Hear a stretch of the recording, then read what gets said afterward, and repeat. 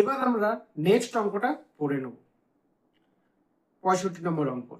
যদি A:B 4:5 হয়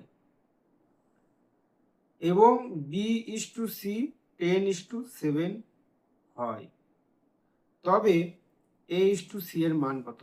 এক্ষেত্রে আমরা দ নিয়ম করতে পারি। দ নিয়মের থেকে আরো শর্টকাট প্রসেসে তোমাদের হয়ে যাবে, সেটা আমি দেখিয়ে দিই। A:B = 4:5, B:C = 10:17। এইখানটায় দেওয়া নিয়ম না করে তুমি ডাইরেক্ট এখানটায় লিখতে পারো A:C, ডাইরেক্ট লিখে দিলাম। তাহলে এখানেও আমরা ডাইরেক্ট লিখে দেবো, এই যে উপর উপর গুণ করে দেবো, একদম উপর উপর গুণ করে ডাইরেক্ট বসিয়ে দেবো।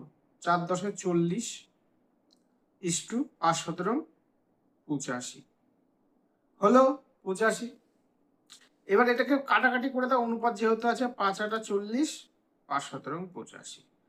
8:17। অপশন বি তে দেখো 8:17।